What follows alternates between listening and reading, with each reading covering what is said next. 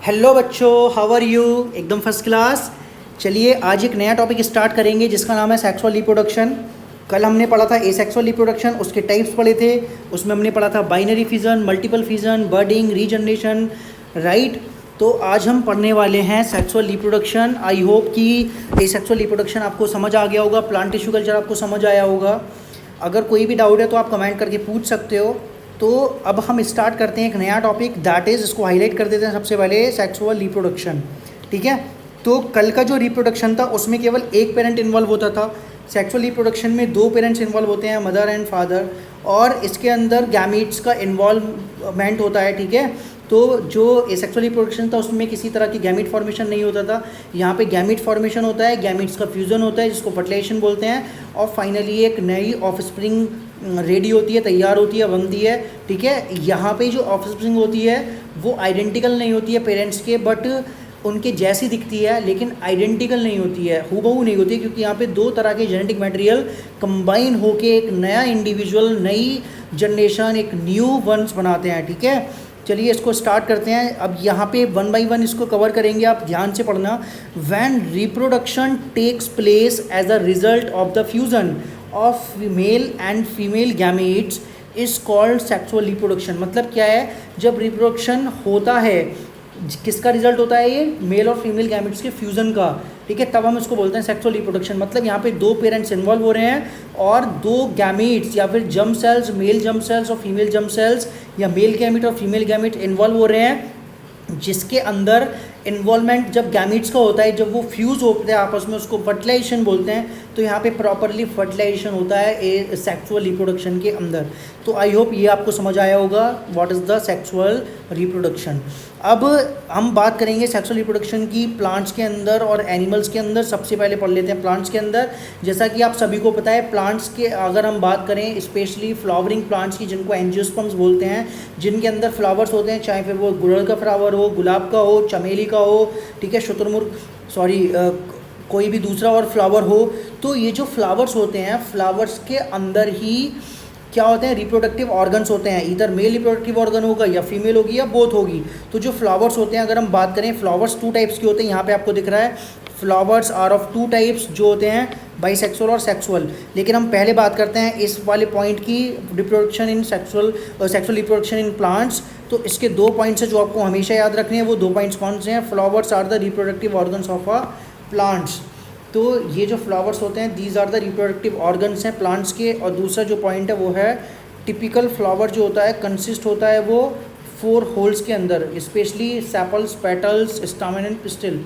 अगर हम फ्लावर की बात करें तो फ्लावर के अंदर क्या होता है, एक इसके अंदर बेस होता है, ठीक है, और ये इसके अंदर स्टॉक होता है जहाँ से फ्लावर को पकड़ा जाता है, और इसके ऊपर क्या होते हैं, इधर की तरफ होती है ओवरी, ये होता है स्टाइल, और ये होता है स्टिग्मा, राइट। और साथ ही में यहाँ से ही निकले होते हैं मेल रिप्रोडक्टिव ऑर्गन्स, जिसको बोलते हैं मेल रिप्रोडक्टिव पार्ट्स।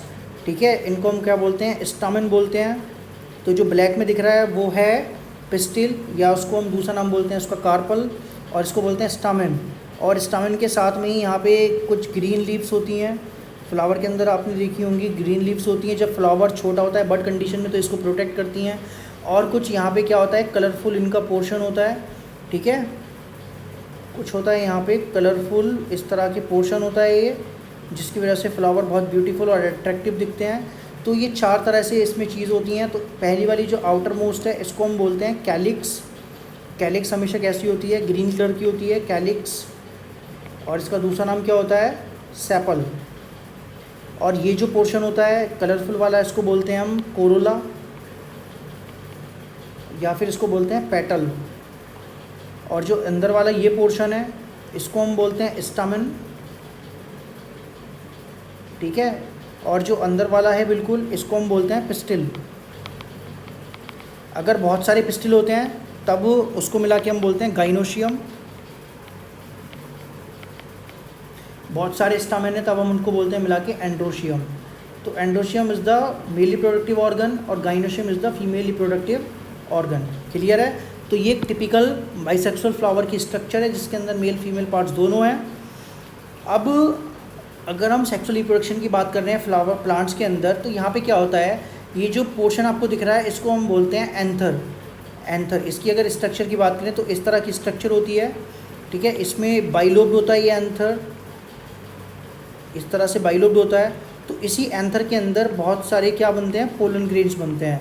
क्या बनते हैं इनके अंदर, बहुत सारे पोलन ग्रेन्स बनते हैं। और ये पोलन ग्रेन्स क्या करते हैं, ये पोलन ग्रेन्स ही, अगर हम पोलन ग्रेन की स्ट्रक्चर को देखें बड़ा करके तो इस तरह की पोलन ग्रेन की स्ट्रक्चर होती है, ठीक है। और इसके ऊपर आउटर कवरिंग होती है।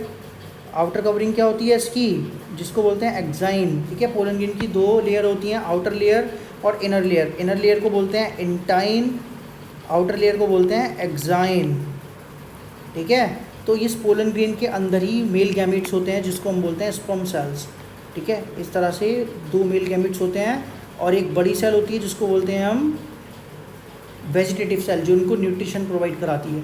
तो ये टिपिकल पोलन ग्रेन की स्ट्रक्चर है। और ये पोलन ग्रेन क्या करता है, ये पोलन ग्रेन जाता है स्टिग्मा पे। ये स्टिग्मा को हम बड़ा बना देते हैं, ये स्टिग्मा है, this one is style and this is ovary. तो ये पोलन ग्रेन यहाँ पे आएगा। अब यहाँ पे सपोज करो ये पोलन ग्रेन है, ठीक है। तो ये इसके साथ कंपेटिबल होगा। तो पोलन ग्रेन आके लैंड करता है स्टिग्मा पे और ये क्या बनाता है, पोलन ट्यूब बनाता है। ये बनाता है पोलन ट्यूब। और इसी पोलन ट्यूब के अंदर मेल गैमेट्स होते हैं जो फाइनली कहाँ जाते हैं, फीमेल गैमेट्स के पास जाते हैं। इस तरह से कुल मिला की प्रोसेस होती है। अब इसको आगे पढ़ते हैं। ये मैंने बेसिक्स बिल्कुल बता दिया, आपको समझ आ गया होगा। तो यहाँ पे आपको चार नाम समझ में आ गए। Sepals is for calyx, petals for corolla, stamens for androecium, pistils for gynoecium. अब टाइप्स कितने होते हैं फ्लावर्स के, टू टाइप्स के हैं, बाइसेक्सुअल एंड यूसेक्सुअल। जो बाइसेक्सुअल फ्लावर्स हैं वो क्या रखते हैं, उनके पास मेल और फीमेल रिप्रोडक्टिव पार्ट्स दोनों प्रेजेंट होते हैं। एग्जाम्पल हैं हिबिस्कर और मस्टर्ड। यूनिसेक्सुअल के अंदर क्या होता है, इधर मेल होगा या फीमेल रिप्रोडक्टिव पार्ट होगा, जिसमें एग्जाम्पल हैं पपाया और वाटरमेलन, ठीक है। तो ये आपको टिपिकल स्ट्रक्चर दिख रही है एक फ्लावर की। तो बाहर का वो जो पोर्शन है ग्रीन वाला, दिस इज सेपल या इसको हम बोलते हैं कैलिक्स। कलरफुल जो पोर्शन दिख रहा है ये पर्पल कलर का आपको या पिंक कलर का, इसको हम बोलते हैं पेटल या इसको बोलते हैं कोरोला। ये जो येलो कलर का आपको पोर्शन दिख रहा है इधर की तरफ, इसको बोलते हैं हम स्टामेन या फिर इसको बोलते हैं हम एंडोशियम, जो बहुत सारे होते हैं। और ये जो फाइनल अंदर की तरफ जो प्रोडक्शन आपको जो दिख रही है स्ट्रक्चर, इसको हम बोलते हैं पिस्टिल या फिर इसको बोलते हैं कार्पल या फिर इसको बोलते हैं गाइनोशियम। क्लियर है। तो अब इसके अंदर रिप्रोडक्शन कैसे होता है, ठीक है, उसको हम समझते हैं। तो जैसा कि मैंने बताया कि पोलन ग्रेन आके लैंड कर जाता है, यहाँ पे आपको दिख रहे हैं ये पोलन ग्रेन आ गए। पोलन ग्रेन क्या करते हैं, इस तरह से पोलन ट्यूब बनाते हैं। ये पोलन ट्यूब आपको दिख रही है और ये पोलन ट्यूब जाती है फीमेल रिप्रोडक्टिव ऑर्गन के अंदर, जिसके अंदर होता है एम्ब्रियो सैक। तो इसके अंदर क्या होता है, जो ओवरी होती है, अब मैं ओवरी की स्ट्रक्चर आपको बताता हूँ, ध्यान से देखना, क्योंकि इसको समझना बहुत ज़्यादा इंपॉर्टेंट है from the point of view board examination as well as for other entrance examination. तो मैं एक बड़ी सी यहाँ पे आपके सामने ओवरी बना रहा हूँ। तो this is the bigger ovary. इस ओवरी के अंदर क्या होता है वो मैं आपको समझाने की कोशिश करूँगा। इस ओवरी के अंदर होता है भाई ओव्यूल। क्या होता है इसके अंदर, ओव्यूल होता है इस तरह का, ठीक है। और ये जो ओव्यूल होता है, ये ओव्यूल ही जाके आगे जाके सीड बनाता है।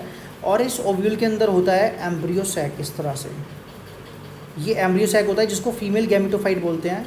और इसी एम्ब्रियो सैक के अंदर मेल स्पर्म्स आते हैं और इसके अंदर क्या होती हैं, अलग अलग तरह की सेल्स होती हैं। जैसे यहाँ पे दो सिनर्जिट्स होती हैं छोटी छोटी, ये जो मैं दिखा रहा हूँ दीज आर द सिनर्जिट्स। और इसी के अंदर एक बड़ी सेल होती है जिसको बोलते हैं एग सेल, जो कि फीमेल रिप्रोडक्टिव सेल है या फीमेल जर्म सेल है। तो ये जो साइड में छोटे दिख रहे हैं दीज आर द सिनर्जिट्स और ये फीमेल रिप्रोडक्टिव सेल है जिसको हम बोलते हैं एग सेल। और आपको यहाँ पे क्या दिखता है, यहाँ पे आपको इधर की तरफ दिखती हैं एंटीपोडल सेल्स। तो these are the antipodal cells, right. और जो बीच में दिखती हैं आपको, बीच में दिखते हैं आपको पोलर न्यूक्लियाई, इधर की तरफ दो पोलर न्यूक्लियाई दिखते हैं। तो इस तरह से एम्ब्रियो सैक होता है। अगर एम्ब्रियो सैक की स्ट्रक्चर को हम बड़ा करके देखें तो एम्ब्रियो सैक कुछ इस तरह का दिखता है। ये हो गया हमारा एम्ब्रियो सैक और एम्ब्रियो सैक के अंदर यहाँ पे हो गई ये सिनर्जिट्स इस तरह से, और बीच में होती है एक बड़ी एग सेल इस तरह से, दीज आर द सिनर्जिट्स। ऊपर की तरफ होती हैं तीन एंटीपोडल सेल्स, ठीक है, जो बाद में रीजनरेट हो जाती हैं। बीच में होते हैं पोलर न्यूक्लियाई। तो जब पोलन ट्यूब आती है, अब सपोज़ करो कि ये इस तरह से पोलन ट्यूब आ रही है और इस पोलन ट्यूब के अंदर क्या है, इस पोलन ट्यूब के अंदर हैं मेल गैमीट्स जिनको स्पर्म बोलेंगे। तो स्पर्म हमेशा किसके साथ वो फ्यूज़ करेगा, एक तो करेगा ओवा के साथ इसके साथ फ्यूज़ करके ये क्या बनाएगा, जाइगोट बनाएगा। एक स्पर्म होता है वो इसके साथ फ्यूज़ करता है और इसमें इसके साथ मिलके बनाता है वो पैन, प्राइमरी एंडोस्पर्म न्यूक्लियस। ठीक है, इसको हम बोलते हैं पैन, जो कैसा होता है, ट्रिप्लॉइड होता है। ये ट्रिप्लॉइड सेल्स होती हैं, ट्रिप्लॉइड सेल 3N इसको हम बोलते हैं। ठीक है, ट्रिप्लॉइड है ये। और ये क्या होता है, ये डिप्लॉइड होता है, जाइगोट होता है। तो इस तरह से इनका क्या होता है, रिप्रोडक्शन या फर्टिलाइजेशन होता है। तो इसको हम बोलते हैं डबल फर्टिलाइजेशन। डबल क्यों, क्योंकि एक बार इसके गैमीट्स ने इसके साथ फर्टिलाइजेशन किया, एक बार इसके साथ किया, तो इस तरह से इसको हम बोलते हैं डबल फर्टिलाइजेशन। और जहाँ पे दो पोलर न्यूक्लियाई आपको सेंटर में दिख रहे हैं, उसके साथ एक मेल गैमीट्स ने फ्यूज़ किया हुआ है, इसको हम बोलते हैं ट्रिपल फ्यूज़न। ठीक है, तो यहाँ पे इस तरह से ये जो फ्यूज़न है ये होता है ट्रिपल फ्यूज़न। ट्रिपल फ्यूज़न का मतलब क्या होता है, अब यहाँ पे देखो ट्रिपल फ्यूज़न। ट्रिपल फ्यूज़न में क्या क्या चीज़ें हो रही हैं, एक तो हो रहे हैं जो दो पोलर न्यूक्लियाई हैं, टू पोलर न्यूक्लियाई प्लस और क्या है, पोलर न्यूक्लियाई के साथ वन स्पर्म। जब ये आपस में मिलते हैं तो क्या बनाते हैं, ये ट्रिप्लॉइड सेल या ट्रिप्लॉइड न्यूक्लियस बनाते हैं ये, जो कि होता है 3N, क्योंकि ये कैसे हो गए, 2N हो गया, एक हो गया N और इजिकल टू क्या बन गया, 3N। तो समझ में आया। अब डबल फर्टिलाइजेशन कैसा हो गया, एक तो हो गया यहाँ पे जाइगोट बन गया, एक ये ट्रिप्लॉइड सेल बन गई, तो उसको बोलते हैं डबल फर्टिलाइजेशन। इसे याद रखना, ठीक है। अब यहाँ से हम समझते हैं इसको line by line, process of seed formation, इसको लाइन बाय लाइन समझेंगे। पोलन ग्रेन्स जो होते हैं वो प्रोड्यूस होते हैं एंथर के अंदर और फिर वो ट्रांसफ़र हो जाते हैं स्टिग्मा के पास, जिसको हम बोलते हैं पॉलिनेशन। पॉलिनेशन टू टाइप्स का होता है, सेल्फ पॉलिनेशन और क्रॉस पॉलिनेशन। सेल्फ पॉलिनेशन होता है अगर पोलन ग्रेन सिमिलर फ्लावर के ऊपर जा रहा है, सिमिलर फ्लावर के स्टिग्मा पे जा रहा है, तब हम उसको बोलते हैं सेल्फ। और क्रॉस बोलते हैं जब स्टिग्मा दूसरे फ्लावर का है। ठीक है, तो इसको हम कैसे पॉलिनेट कराते हैं, एजेंट्स होते हैं, एयर होती है, वाटर होता है, कुछ एनिमल्स होते हैं जो पोलन ग्रेन्स को ट्रैवल करने में हेल्प करते हैं one flower to another flower in the case of cross pollination. दूसरा पॉइंट समझते हैं, जो पोलन ग्रेन्स होते हैं वो जर्मिनेट होते हैं और क्या बनाते हैं, पोलन ट्यूब्स। जैसे आपको यहाँ दिख रही है ना, ये पोलन ट्यूब्स बन रही है। ठीक है, ये क्या बन रही है, पोलन ट्यूब्स। मैं आपको ब्लैक से दिखाता हूँ, ये जो है ये आपको पोलन ट्यूब दिख रही है। ये पोलन ट्यूब जर्मिनेट कौन कर रहा है, पोलन ग्रेन्स कर रहे हैं। ठीक है, विच पास थ्रूली स्टाइल, स्टाइल से पास होती है। तो ये क्या चीज़ है, ये स्टाइल है, ये स्टिग्मा है। और कहाँ पहुँचती है, ओव्यूल्स के अंदर पहुँचती है, ओवरी में। ये दिख रहा है आपको, दिस इज़ ओव्यूल। ये मैंने ओव्यूल की स्ट्रक्चर बना दी और ये इसके अंदर क्या है, ये है एम्ब्रियो सैक और इसके अंदर ये फीमेल जर्म सेल। ठीक है, अब क्या होता है, the fusion of male and female gametes is called fertilisation. अब यहाँ पे फ्यूज़न हो गया मेल और फीमेल गैमीट्स का, जिसको फर्टिलाइजेशन बोलते हैं। और जो जाइगोट होता है वो प्रोड्यूस होता है ओवरी के अंदर। अब क्या होता है, जाइगोट जो होता है वो डिवाइड करता है, जिससे क्या बनता है, एम्ब्रियो। और जो ओव्यूल होता है वो किस में डेवलप होता है, थिक कोट में डेवलप हो जाता है और फिर चेंज हो जाता है किसके अंदर, सीड के अंदर। तो जो ओवरी होती है उसके अंदर चेंजेस होते हैं और वो फ्रूट में डेवलप होती है। तो जो फ्रूट्स बनता है वो ओवरी से बनता है, उसके अंदर जो सीड्स होते हैं वो ओव्यूल से बनते हैं। ठीक है, और जो अदर पार्ट्स होते हैं फ्लावर के वो फॉल ऑफ हो जाते हैं। अदर पार्ट्स जैसे कैलिक्स हो गया, कोरोला हो गया। समझ में आ गई बात। तो इस तरह से इनके अंदर ये सीड जर्मिनेशन होता है। लास्ट पॉइंट है, जो सीड जर्मिनेट्स होते हैं प्लांट्स के अंदर कैसे होते हैं, वो सूटेबल कंडीशंस के अंदर। मतलब कोई भी अगर सीड अगर हम उसको ग्रो कराना है तो हम उसको सॉइल में डालेंगे, वहाँ पे प्रॉपर पानी, हवा, सनलाइट होनी चाहिए, क्योंकि फेवरेबल कंडीशन नहीं होगी तो जो सीड्स हैं वो ग्रो नहीं कर पाएंगे। तो समझ में आ गया। तो अब नेक्स्ट जो टॉपिक है that is reproduction in human beings, right. अब जो रिप्रोडक्शन ह्यूमन बींग्स के अंदर है वो क्या है, humans use sexual mode of reproduction. Humans भी सेक्सुअल मोड ऑफ रिप्रोडक्शन को यूज़ करते हैं। स्पेशली अगर हम बात करें, यहाँ पर दो चीज़ें पहले मैं आपको बता देता हूँ, उसको पढ़ने से पहले मैं दो चीज़ें बताना चाहूँगा। मैं बताऊँगा आपको फर्टिलाइजेशन के बारे में। जो फर्टिलाइजेशन होता है इसका मतलब क्या है, fertilisation is the process in which male gametes fuse with the female gametes to produce zygote. तो फर्टिलाइजेशन की यहाँ पे डेफिनेशन क्या होगी, कैसी प्रोसेस है, ये एक बायोलॉजिकल प्रोसेस है। बायोलॉजिकल वर्ल्ड में क्यों यूज़ करता हूँ, because it occurs in the living organism. तो it is the biological process in which sperm fused with egg cell और ovum to produce, क्या प्रोड्यूस करते हैं, जाइगोट। ये जो भी मैं बता रहा हूँ इसको ध्यान से देखते रहिएगा लास्ट तक, ठीक है, क्योंकि ये जो वीडियो है इसके अंदर जो भी मैं समझा रहा हूँ वो एक नोट्स हैं, वो बहुत सिंपलेस्ट वे में लिखे हैं। आपका बेसिक तो स्ट्रांग होगा ही, साथ में जब आप कोई दूसरी बुक पढ़ोगे तो आपको सब कुछ रिकॉल होता चला जाएगा, ठीक है। आपको ज़्यादा मेहनत करने की ज़रूरत नहीं पड़ेगी अगर आप डेली थोड़ा थोड़ा पढ़ते रहोगे। आप वीडियोज़ को भी अच्छे से देख लोगे तो आपको सब कुछ समझ में आने लगेगा। फिर भी समझ नहीं आता है पूछ सकते हो, राइट। तो जाइगोट बन जाता है। तो जो फर्टिलाइजेशन होता है ना, 2 टाइप्स का होता है फर्टिलाइजेशन। तो मैं यहाँ पे आपको यही समझाने वाला हूँ। अगर हम बात करते हैं फर्टिलाइजेशन की, तो जो फर्टिलाइजेशन होता है वो 2 टाइप्स का होता है। एक होता है एक्सटर्नल फर्टिलाइजेशन, और ये भी मैं बताऊँगा एक्सटर्नल कहाँ होता है, इंटरनल कहाँ होता है। आपके पास अगर एस चांद है तो वहाँ पे आपको डायग्राम्स भी दिखाए गए होंगे। एक्सटर्नल फर्टिलाइजेशन जो होता है वो होता है एनिमल्स के अंदर। एनिमल्स एग्जाम्पल्स जैसे हो गए, जैसे फ्रॉग, जैसे कुछ फिशेस हो गई, ठीक है। तो इनके अंदर होता है एक्सटर्नल, राइट। स्पेशली हम कह सकते हैं एम्फीबियंस। जो एम्फीबियंस होते हैं ना, एम्फीबियंस जो पानी में भी रहते हैं और ज़मीन पे भी रहते हैं, ठीक है। इंटरनल होता है फीमेल बॉडी के अंदर, जैसे ह्यूमन की फीमेल बॉडी हो गई या किसी भी अलग एनिमल्स की फीमेल बॉडी, तो उसके अंदर होता है इंटरनल फर्टिलाइजेशन। तो इसमें बेसिकली होता है क्या, एक्सटर्नल के अंदर क्या होता है, ये वाटर के अंदर होता है। कहाँ पे होता है, वाटर में। तो वाटर के अंदर क्या होता है, एक होती है स्पर्म सेल, ठीक है, और एक होती है एग सेल। तो this one is egg cell. तो ये स्पर्म जो होता है इसके साथ फ्यूज़ करता है, ठीक है। और फाइनली जो प्रोडक्ट होता है, क्योंकि ये होता है हैप्लॉइड, ये भी हैप्लॉइड। हैप्लॉइड का मतलब समझते हो, हमारे अंदर टोटल क्रोमोसोम होते हैं 46। टोटल क्रोमोसोम कितने होते हैं हमारे अंदर, 46 क्रोमोसोम। और 46 में से जो स्पर्म होता है इसके अंदर होते हैं 23, इसके भी अंदर होते हैं 23, दोनों को मिला के बनते हैं 46। तो जो हैप्लॉइड सेल्स होती हैं उनके अंदर n क्रोमोसोम्स होते हैं। हैप्लॉइड का मतलब होता है आप उसको क्या कर दो, n 2n कर दो, ठीक है। 2n का मतलब क्या हो गया, 2n is equal to 46, n is equal to 46/2, तो ये आ जाता है 23, ठीक है।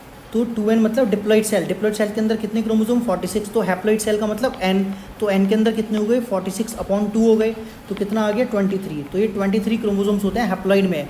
और याद रखना हमारी बॉडी में एनिमल्स की या ह्यूमंस की बात करें तो बॉडी के अंदर 2 हैप्लॉइड सेल्स होती हैं, एक होते हैं स्पर्म, एक होते हैं ओवम। ओवा को या ओवा बोलते हैं या बोलते हैं इसको एग, ठीक है, या फिर इसको बोलते हैं फीमेल गैमीट, फीमेल गैमीट, या फिर इसको बोलते हैं मेल गैमीट। तो समझ में आ गई बात। तो इस तरह से ये सेल्स होती हैं जिनके अंदर क्रोमोसोम्स होते हैं, वो भी 23। और जब ये आपस में दोनों गैमीट्स मिलते हैं, 23 + 23 जब आपस में मिलते हैं कितना बनाते हैं, 46। तो ये आपको समझ में आना चाहिए। ये बेसिक है कॉन्सेप्ट बिल्कुल समझने के लिए, क्योंकि जो नेक्स्ट चैप्टर है वो इसी पे बेस्ड है।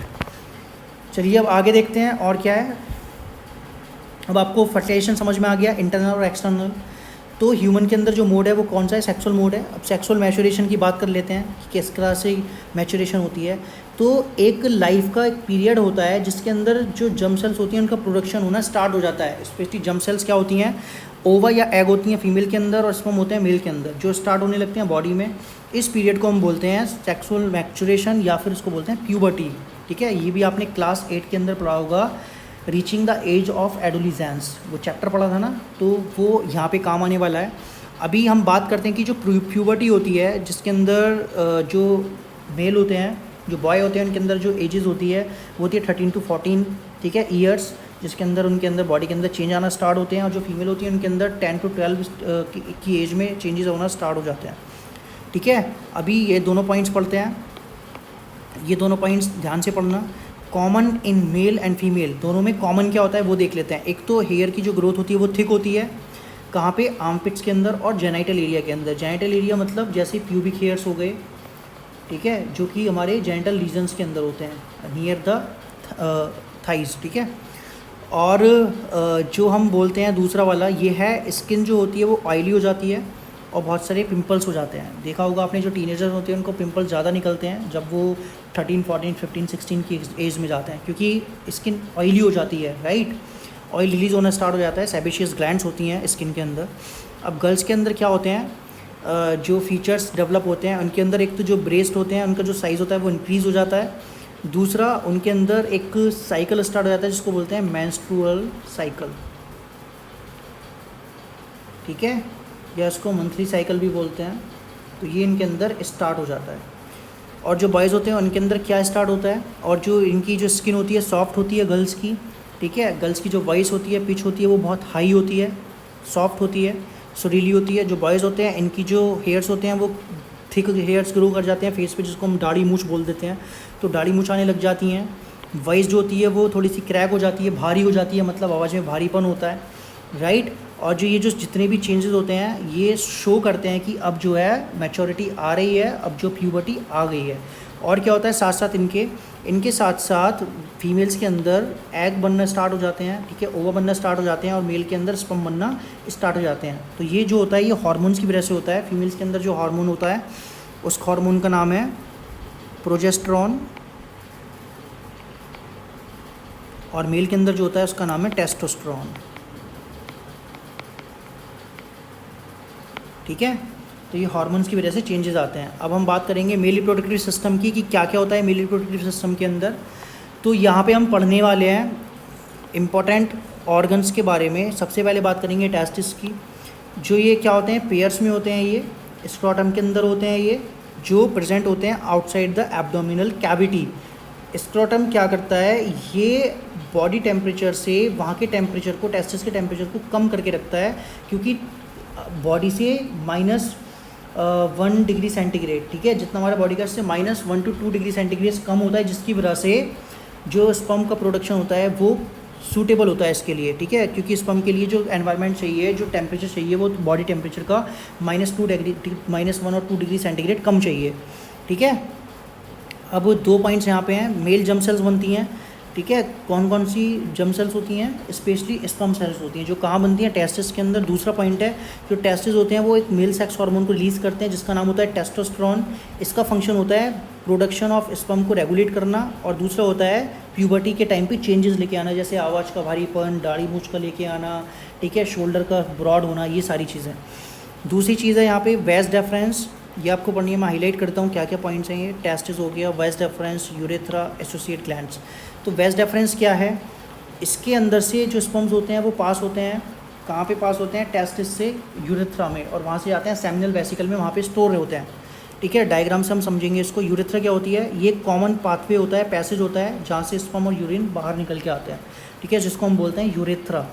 इट्स आउटर कवरिंग होती है जिसको हम बोलते हैं पेनिस, ठीक है, जो कि एक ऑर्गन होता है जो कि कॉपुलेशन या फिर हम बोल सकते हैं कॉइटस के टाइम पे इन्वॉल्व होता है, या फिर जो यूरिन होता है वो इसी पोर्शन से यूरेथ्रा के थ्रू बाहर रिलीज आउट होता है। जो एसोसिएट ग्लैंड्स होती हैं उसके अंदर आती हैं सेमिनल वेसिकल्स, जो कि क्या बनाती हैं, सीमेन बनाती हैं। प्रोस्टेट ग्लैंड्स होती हैं, कुछ फ्लूइड्स बनाती हैं, और इनका जो सीक्रेशन होता है वो स्पर्म के साथ ऐड हो जाता है, ठीक है। और ये जो फ्लूइड होते हैं वो क्या करते हैं, नरिशमेंट प्रोवाइड कराते हैं स्पर्म को, और उनको ट्रांसपोर्ट करने में हेल्प करते हैं। तो जो स्पर्म सीक्रेशन के साथ अलोंग अगर मिल जाए तो उसको हम बोलते हैं सीमेन, राइट। तो यहाँ तक आपको समझ में आ गया ये।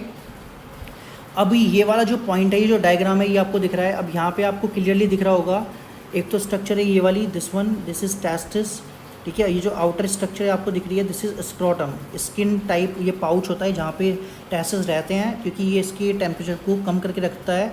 तो आपने कई बार देखा होगा कि जब सर्दियाँ होती हैं तो उसके अंदर इसका जो साइज़ होता है स्क्रोटम का वो कम हो जाता है, स्मॉल हो जाता है, क्योंकि बाहर का जो टेम्परेचर है वो कम होता है, तो इसको टेम्परेचर ज़्यादा चाहिए होता है, तो वो कम हो जाता है। और गर्मियों के अंदर ये जो स्क्रोटम होता है ये थोड़ा सा बाहर की तरफ एक्सटेंड हो जाता है, ठीक है, टेम्परेचर को मेंटेन रखने के लिए। बिकॉज ऑफ टेम्परेचर ये सर्दी और गर्मियों में साइज़ इनका इंक्रीज़ और डिक्रीज़ होता रहता है। अभी आपको यहाँ से दिख रहा है, यहाँ से जो जा रही है ये वेस्ट डेफरेंस है, यहाँ से ये सारे स्पर्म प्रोडक्शन होता है, यहाँ से ये जाते हैं, और ये सेमिनल वेसिकल है, यहाँ पे जाके ये रहते हैं, ठीक है। और during the time of ejaculation, sexual intercourse, तब ये यहाँ से जाके और ये इस यूरेथ्रा के थ्रू स्पर्म से, इस पेनिस से बाहर आ जाते हैं, ठीक है। अब यहाँ पे आपको यूरिनरी ब्लैडर दिख रही है जहाँ पे यूरिन स्टोर होता है, और ये पोर्शन है, दिस इज़ कॉल्ड पेनिस, ठीक है, जो कि एक ऑर्गन होता है जो during the type of sexual intercourse vagina में इंसल्ट होता है to release out the sperms inside the vagina, ठीक है। तो इसीलिए इसको सेक्स ऑर्गन्स बोला जाता है। तो अब यहाँ तक आपको सारा समझ में आ गया। तो ये था पूरा का पूरा portion about the male reproductive system. अगर इसमें कोई डाउट है तो मुझसे पूछ सकते हो, ठीक है। वैसे कोई डाउट रहा नहीं होगा, इस वीडियो को देखने के बाद कोई डाउट नहीं बचेगा आपको, क्योंकि मैंने लाइन बाय लाइन सब कवर कर दिया है। फिर भी if you still have any doubt then you can ask me. अब दूसरे पॉइंट की बात करते हैं, that is female reproductive system, ठीक है। तो जो फीमेल रिप्रोडक्टिव सिस्टम है इसको हम कल बात करेंगे इसके बारे में। आज के लिए इतना ही इनफ है, ठीक है। तो कल मोस्ट प्रोबेबली ये चैप्टर जो है फिनिश हो जाएगा। चलिए आज के लिए इतना ही। वीडियो को अगर आपको पसंद आई है तो उसको लाइक शेयर सब्सक्राइब करना ना भूलें। कमेंट करें, अपना कुछ सजेशन देना है वो बताएं कमेंट सेक्शन में। और वीडियो को लास्ट तक देखना है आपको। साथ ही साथ में इसके देखने के साथ साथ आपको बुक्स पढ़नी है, ठीक है। और ये जो मैंने आप वीडियो बनाई है ये एक बहुत ही अच्छे नोट्स हैं जिससे बनाई गई है, पॉइंट्स में लिखा हुआ है। तो बेसिकली आपको अगर एग्ज़ाम में कुछ भी तरह के क्वेश्चंस पूछे जाते हैं आप इजीली लिख पाओगे, आपका बेस बिल्कुल स्ट्रांग हो जाएगा, ठीक है। इसके साथ साथ आप अपनी जो भी रेफरेंस बुक है, चाहे वो NCERT या एस चांस, उसको पढ़ते रहिए। चलिए धन्यवाद।